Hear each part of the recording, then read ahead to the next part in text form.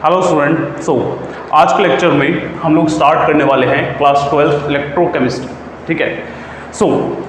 Electrochemistry में आप क्या क्या चीज़ें पढ़ने वाले हो और इसमें क्या चीज़ इंपॉर्टेंट रहेगी, बिल्कुल बेसिक से उठा के बिल्कुल हाई लेवल तक हम लोग चलेंगे। ठीक है, तो बिल्कुल ये समझ के चलना कि अगर आपको केमिस्ट्री में कुछ नहीं आता, आप बिल्कुल बेसिक से उठ के एंड तक जाओगे, एडवांस लेवल तक जाओगे। ठीक है, तो साथ बने रहो, एंड तक पूरी वीडियो देखोगे, आपको इलेक्ट्रोकेमिस्ट्री का जो बेसिक इंट्रोडक्शन है वो अच्छे से क्लियर होगा। ठीक है, सो देखो स्टार्ट करते हैं। फर्स्ट ऑफ ऑल इलेक्ट्रोकेमिस्ट्री में हम क्या पढ़ेंगे, इसका एप्लीकेशन क्या है। ठीक है, सो इलेक्ट्रोकेमिस्ट्री में हम लोग पढ़ने वाले हैं आप कैसे इलेक्ट्रिसिटी प्रोड्यूस करोगे, कैसे आप इलेक्ट्रिसिटी प्रोड्यूस करोगे यूजिंग केमिस्ट्री। ठीक है, देखो हम लोग केमिस्ट्री का यूज़ करके इलेक्ट्रिसिटी बहुत ज़्यादा यूज़ कर रहे हैं आज की डेट में। जैसे आपके फ़ोन में बैटरी हो गई, रिमोट के जो सेल होते हैं, आपके घर में इन्वर्टर है। ठीक है, जनरेटर जो आप यूज़ करते हो, फ्यूल सेल उसमें यूज़ होता है। ठीक है, आप बाइक चला रहे हो, पेट्रोल है, वो सारी एनर्जी कहाँ से जनरेट हो रही है? वो सारी एनर्जी जनरेट हो रही है केमिस्ट्री से, केमिकल एनर्जी से। ठीक है, तो हम इस चैप्टर पे फोकस करते हुए चलेंगे कि कैसे आप इलेक्ट्रिसिटी जनरेट करोगे यूजिंग केमिस्ट्री। तो एक बार चैप्टर समझो, चैप्टर में क्या क्या चीज़ें हैं और हम लोग कैसे पढ़ेंगे। ठीक है, so first of all chapter में आप पढ़ोगे कि आप सेल कैसे बनाते हो। ठीक है, कि मतलब केमिकल रिएक्शन का आपने क्या इस्तेमाल करा और उस केमिकल रिएक्शन से आपने कैसे एनर्जी प्रोड्यूस करी। तो हम सेल बोलते हैं, तो उन सेल को हम पढ़ेंगे कि सेल की वर्किंग क्या है। ओके, सेल की वर्किंग पढ़ेंगे और सेल का मीनिंग सब इसमें आ जाएगा आपका। क्या कैथोड होता है, क्या एनोड होता है, इसमें ना सबसे ज़्यादा कंफ्यूजन रहती है बच्चों की। कुछ कहते हैं एनोड पॉजिटिव है, कुछ एनोड नेगेटिव है। सारी कन्फ्यूज़न दूर करते हुए चलेंगे। ना तो एनोड को नेगेटिव बोलना है, ना पॉजिटिव बोलना है, क्या डेफिनेशन है हम अच्छे से साथ लेते हुए चलेंगे। ठीक है, तो सेल की पूरी वर्किंग को पढ़ेंगे। इसमें इलेक्ट्रोकेमिकल सेल आएगा, इलेक्ट्रोलिटिक सेल आएगा, अलग अलग टाइप के सेल्स आएंगे हमारे पास। ठीक है, तो सेल की वर्किंग आएगी। नेक्स्ट इसमें आपकी नॉस्ट इक्वेशन आएगी। नॉस्ट इक्वेशन क्या है? इसमें आप ये समझोगे कि आप टेम्परेचर, और हम केमिस्ट्री की बात कर रहे हैं, केमिस्ट्री में इलेक्ट्रिसिटी किस वजह से जनरेट होती है? आयंस की वजह से। तो आयंस की कंसंट्रेशन को बढ़ाने या घटाने से आपके सेल पर क्या इफेक्ट पड़ेगा, मतलब आपका करंट कितना प्रोड्यूस होगा, ज़्यादा या कम। तो हम उसके पोटेंशियल की वैल्यू नॉस्ट इक्वेशन से निकालेंगे। बहुत ही इंपॉर्टेंट इक्वेशन है, बोर्ड के पॉइंट ऑफ व्यू से देखी जाए तो इसमें से अगर चैप्टर में से क्वेश्चन आ रहा है तो मैक्सिमम चांस है कि क्वेश्चन इसमें से आएगा। ठीक है, तो नॉस्ट इक्वेशन एक इम्पॉर्टेंट टॉपिक है इस चैप्टर में। ठीक है, लेकिन इसको समझने के लिए सेल की वर्किंग समझना ज़रूरी है। सेल की वर्किंग है और उस पर जो जो हमारी डिफाइंस होंगी छोटी मोटी, वो सारी कवर करते हुए चलेंगे। ठीक है, अब नॉस्ट इक्वेशन के बाद हमारे पास इसके अंदर आता है, इसके अंदर कुछ सब टॉपिक्स भी आ जाते हैं। जैसे स्टैंडर्ड हाइड्रोजन इलेक्ट्रोड क्या होता है, सेल को कैसे आप रिप्रेजेंट करते हो, SHG क्या होता है, स्टैंडर्ड हाइड्रोजन इलेक्ट्रोड, और आप सेल को रिप्रेजेंट कैसे करोगे, ये सारी चीज़ें इसमें हम लोग डिस्कस करते हुए चलेंगे। ठीक है, तो सारी चीज़ें इसमें डिस्कस करेंगे। नेक्स्ट इसी चैप्टर का जो नेक्स्ट पार्ट है, देखो मैं इसको ना हमेशा पार्ट 1 मान के चलता हूँ, क्योंकि इसमें आप पढ़ते हो कि सेल कैसे आपने बनाया। ठीक है, उसके बाद आप वही अपने पुराने टॉपिक्स पे आ जाते हो कि what is resistance, what is conductance. ठीक है, ये सारे जो टॉपिक हैं, रेजिस्टेंस, कंडक्टेंस, रेजिस्टिविटी, कंडक्टिविटी। तो क्वेश्चन ये है पहले तो कि अगर ये चीज़ हमने पहले पढ़ी हुई है तो यहाँ पे इसको हम क्यों पढ़ रहे हैं दोबारा। ठीक है, ये चीज़ हम डिफ्रेंशिएट नहीं कर पाते कि यहाँ पे अलग क्या है इसमें। तो बहुत ही बेसिक सा मीनिंग है भाई कि आप फिज़िक्स में पढ़ोगे, आप अपने साइंस में 10th में पढ़ते हो इनके बारे में, तब हम बात करते हैं वायर की। हम एक मेटल की बात करते हैं कि मेटल की रेजिस्टेंस क्या है, मेटल की कंडक्टेंस क्या है, ठीक है। लेकिन अभी हम बात किसकी करेंगे, हम पढ़ रहे हैं केमिस्ट्री। केमिस्ट्री में हम बात करेंगे आयंस की, क्योंकि हमें आयंस के थ्रू करंट जनरेट करना है, तो उसकी रेजिस्टेंस कैसे आप डिटरमाइन करोगे, उसकी कंडक्टेंस कैसे डिटरमाइन करोगे, ठीक है। लेकिन जैसे आप मेटल्स में इन 4 टॉपिक में ही चीज़ें अपनी सारी समझ लेते हो, ठीक है ना। जब आप आयंस की बात करते हो तो कुछ टॉपिक्स और आते हैं, जैसे एक्स्ट्रा टॉपिक होते हैं, जैसे मोलर कंडक्टिविटी। मोलर कंडक्टिविटी क्या होती है, ठीक है ना। और टॉपिक्स हमारे पास जैसे लिमिटिंग मोलर कंडक्टिविटी क्या होती है, बहुत सारे टॉपिक्स हैं इसमें। लिमिटिंग मोलर कंडक्टिविटी ये क्या होता है, ओके। देन हमारे पास इन्हीं को समझने के लिए एक लॉ आता है जिसको हम बोलते हैं कॉलरॉश लॉ। कॉलरॉश लॉ, ठीक है, कॉलरॉश लॉ हम लोग पढ़ेंगे। तो ये आपका चैप्टर में conductance, resistance, resistivity, conductivity second part आता है। इसमें आप सेल की बात नहीं करोगे, लेकिन आप ये बात करोगे कि जो सेल में आपने आयंस डाले हैं उन आयंस की रेजिस्टेंस, कंडक्टेंस आप कैसे वेरी करवा सकते हो, ठीक है। तो ये सारी चीज़ें हम चैप्टर के सेकंड पार्ट में पढ़ेंगे। इसके अपार्ट और टॉपिक्स भी हमारे पास, जैसे फैराडेज लॉ क्या होता है, इसी चैप्टर में हम लोग डिस्कस करेंगे फैराडेज लॉ, ठीक है। प्रोडक्ट ऑफ इलेक्ट्रोलिसिस आप लोग पढ़ोगे। ये सारे टॉपिक्स हैं और सारे ही इंपॉर्टेंट। अगर फैराडेज लॉ की बात करें ना, तो फैराडेज लॉ तो लिख लो कि ये आपके नीट और जेई के पेपर में आना ही आना है, ठीक है। इसके बहुत क्वेश्चन आते हैं और कंपैरेटिव इजी है, बट हम समझने में हल्की सी मतलब कन्फ्यूज़न रहती है इस टॉपिक में हमें, ठीक है। रीज़न यह है, फिजिक्स में भी पढ़ाया जाता है, यहाँ भी पढ़ाया जाता है, तो हम कंफ्यूज हो जाते हैं कैसे इसको एक्चुअली में अप्लाई करना है। तो इसको अप्लाई करना सीखेंगे, इस पर क्वेश्चंस करना सीखेंगे, ठीक है। और ये चीज़ ध्यान रखना, चैप्टर आपको करवाया जाएगा, लेकिन हम चैप्टर तक साथ नहीं रहेंगे, हम आपके इसमें हर एक क्वेश्चन भी सॉल्व करवाएंगे जो इम्पॉर्टेंट है। आप जब चैप्टर कंप्लीट आपके सामने होगा तो आपको इस चैप्टर का हर एक इम्पॉर्टेंट क्वेश्चन पता होगा, ठीक है। क्या चैप्टर का इम्पॉर्टेंट क्वेश्चन है, किस किस टाइप के क्वेश्चंस आपसे पूछे जाते हैं, ठीक है, वो सारी चीज़ें यहाँ पर अवेलेबल होंगी, ठीक है। सो प्रोडक्ट ऑफ इलेक्ट्रोलिसिस हो गया, और at the end last topic इसमें होता है बैटरीज। बैटरीज मीन्स एक्चुअली में हमने क्या क्या बैटरीज बनाई इस चैप्टर का यूज़ करके, मीन्स इलेक्ट्रोकेमिस्ट्री का यूज़ करके हमने क्या क्या एक्चुअली में चीज़ें बनाई हैं आज की डेट में, ठीक है। जो आपका सेल होते हैं जितने भी आपने सारे देखे हुए हैं, ठीक है। बस आपको पढ़ना है कि केमिस्ट्री क्या है उसकी, ठीक है। सारे देखे हुए आपने घर में, आप रिमोट के अंदर सेल देखते हो, आप अपनी घड़ी के अंदर सेल देखते हो, आपके घर में इन्वर्टर है, सारे सेल जो जो आपने देखे हुए हैं उन्हीं को हम लोग यहाँ पर डिस्कस करेंगे बैटरीज के अंदर, ठीक है। तो बैटरीज हम लोग डिस्कस करेंगे। तो ये आपका चैप्टर का पूरा ओवरव्यू हो जाता है कि चैप्टर में आप लोग क्या पढ़ने वाले हैं, क्लियर। तो स्टार्ट करते हैं हम लोग इनिशियल इंट्रोडक्शन पार्ट से कि चैप्टर कैसे इंट्रोड्यूस, मतलब चैप्टर कहाँ से आया, कहाँ से ये इनिशिएट हुआ, कहाँ से हमने सोचा कि ऐसा भी हो सकता है, ठीक है। बिल्कुल बेसिक से चलेंगे, ठीक है। सो देखिए, स्टार्ट करते हैं इंट्रोडक्शन।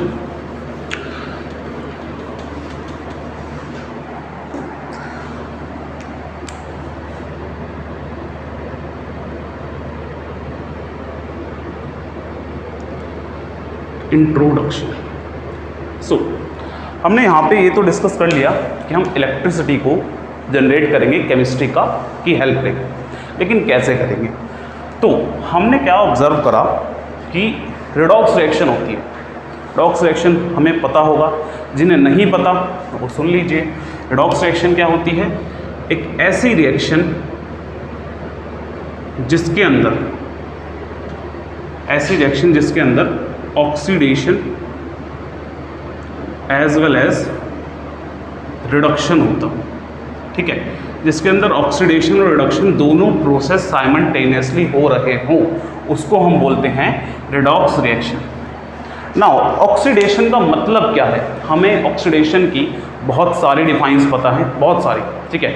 लेकिन हम सारी डिफाइन को एक बार साइड में रखते हुए जो आपको एक्चुअल कंसेप्ट समझाती है, जो एक्चुअल डिफाइन है, ठीक है, जिससे आप कभी भटकोगे नहीं, उस डिफाइन की अगर हम बात करें तो ऑक्सीडेशन का मतलब होता है कंप्लीट और पार्शियल लॉस ऑफ इलेक्ट्रॉन, या कंप्लीट और पार्शियल रिमूवल ऑफ इलेक्ट्रॉन की सिस्टम से। सिस्टम मीन्स किसी भी आप स्पीशी के अंदर से इलेक्ट्रॉन को कंप्लीटली या पार्शियली निकाल रहे हो उसमें से, तो हम बोलेंगे ऑक्सीडेशन हो रहा है भाई उसका। जैसे फॉर एग्जांपल हमने यहाँ पे बोला कि जिंक है, जिंक को हम कन्वर्ट करते हैं Zn2+ में, ठीक है, और 2 इलेक्ट्रॉन इसमें से निकल गए। तो क्या क्या करा है हमने, जिंक को ऑक्सीडाइज करा है। तो जिंक में से 2 इलेक्ट्रॉन निकले, इसको हम क्या बोलेंगे कि आप जिंक का ऑक्सीडेशन हो गया, ठीक है। सिमिलरली अगर हम बात करें रिडक्शन की, रिडक्शन इसके अपोजिट टर्म है, इसमें क्या बोल देंगे, कंप्लीट और पार्शियल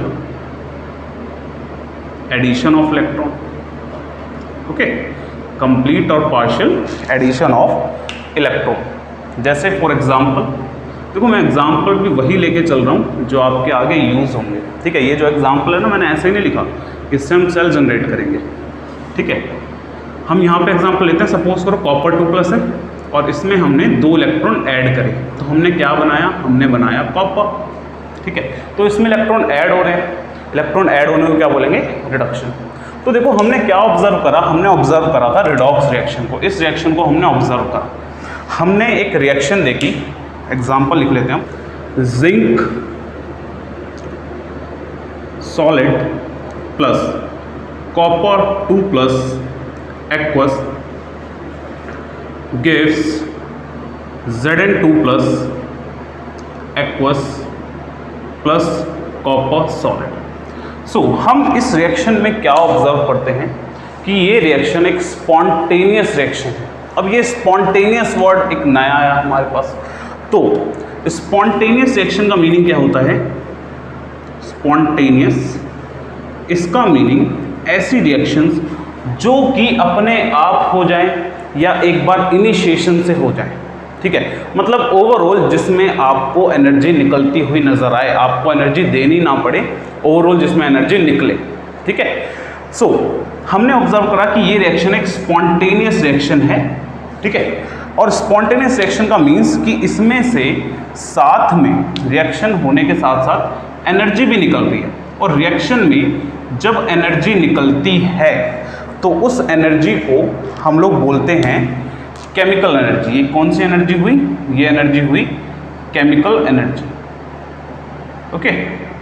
अब ये जो केमिकल एनर्जी थी ये कहाँ जा रही थी, ये तो वेस्ट हो रही थी, इसको हम कोई यूटिलाइज नहीं कर रहे थे, ठीक है ना, क्योंकि ये रिएक्शन, इस रिएक्शन से हमने ऑब्जर्व करा कि एनर्जी निकली, लेकिन वो एनर्जी रिएक्शन मिक्सचर में से सराउंडिंग में चली गई, और सराउंडिंग में जाके वो एनर्जी मतलब निकल गई, हमने उसका यूज़ नहीं करा कुछ, ठीक है ना, उसका कुछ यूज़ नहीं कर पाया उस एनर्जी का।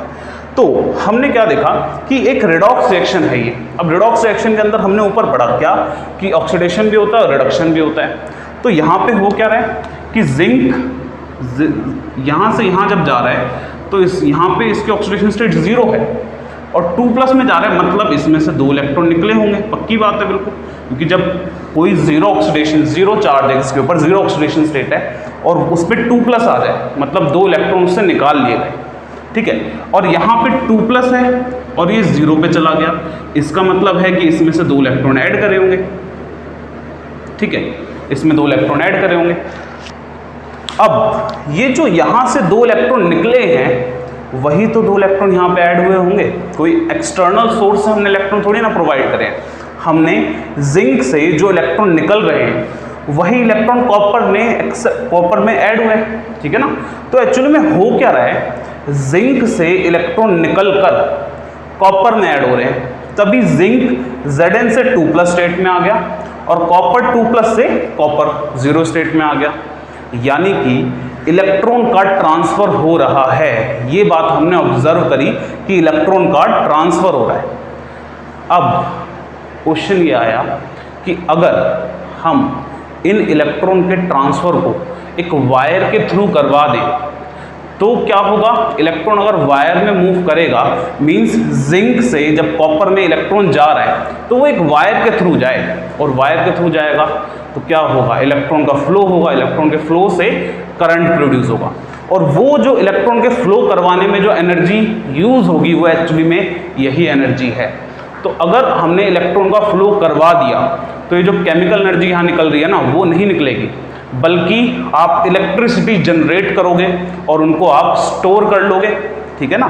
तो हम इस टाइप की रिडॉक्स रिएक्शन जो कि स्पॉन्टेनियस होती है, उन रिएक्शंस में जिनमें एनर्जी निकलती है उनका यूज़ करके उनकी जो केमिकल एनर्जी है उसको इलेक्ट्रिकल एनर्जी में कन्वर्ट करेंगे। सो चैप्टर में हमने क्या बोला कि हम इलेक्ट्रिसिटी जनरेट करेंगे यूजिंग केमिस्ट्री।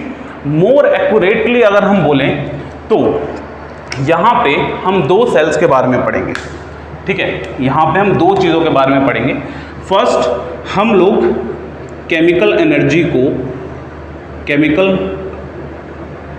को कन्वर्ट करेंगे इलेक्ट्रिकल एनर्जी में, ठीक है। अब पूरा सेटअप बनाना पड़ेगा हमें, ऐसा नहीं है कि सीधा हमने जिंक से कॉपर में इलेक्ट्रॉन दे दिया, एक सेटअप पूरा जनरेट करना पड़ेगा, और उस सेटअप को ही हम क्या बोलते हैं, इलेक्ट्रोकेमिकल सेल। तो इलेक्ट्रोकेमिकल सेल को कैसे डिफाइन करा जाएगा, इलेक्ट्रोकेमिकल सेल इसको डिफाइन करा जाएगा, it is a cell which convert chemical energy produced in a chemical reaction into electrical energy. वो एनर्जी जो कि रिएक्शन में निकलती है उसको इलेक्ट्रिकल एनर्जी में कन्वर्ट करना, उस सेल के सेटअप को क्या बोला जाएगा, इलेक्ट्रोकेमिकल सेल। बट एक और हमारे पास सेल होता है जो कि इलेक्ट्रिकल एनर्जी को केमिकल एनर्जी में कन्वर्ट करता है। इलेक्ट्रिकल से केमिकल एनर्जी में फ़ायदा क्या होगा, फ़ायदा ये होगा कि आप जो रिएक्शन नहीं करवा पाते उनको आप इलेक्ट्रिसिटी की हेल्प से करवा सकते हो, ठीक है ना। जो रिएक्शन आप लोग नहीं करवा सकते उसको आप इलेक्ट्रिसिटी की हेल्प से रिएक्शन करवाओगे, तो उस सेल को हम क्या बोलेंगे, उस सेल को हम बोलेंगे electrolytic cell, electrolytic cell. Okay, so ये दो सेल्स इस चैप्टर में हमें पढ़ने हैं, जो हमने सेल की वर्किंग बोली थी।